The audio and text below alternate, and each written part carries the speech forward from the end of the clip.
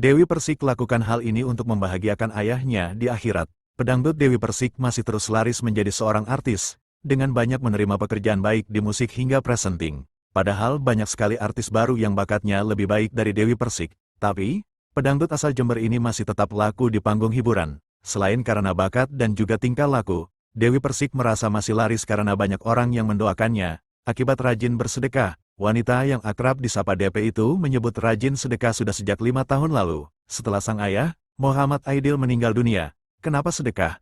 Karena aku merasa ketika bangun tidur aku masih bisa napas dan makan. Almarhum bapak juga mengajarkan aku untuk rajin sedekah, ucap wanita berusia 39 tahun itu. Dewi Muria Agung mengakui alasan rajin bersedekah karena ia ingin sekali mendiang ayahnya bisa makan di akhirat, serta langkahnya ke surga diperlancar. Karena kan orang tua akan tetap selamat di akhirat berkat doa dan sedekah dari anaknya. Nah aku mau papiku bisa makan di sana. Jadi aku rajin sedekah baik Jumat Berkah, Idul Adha, Idul Fitri, dan lain-lain.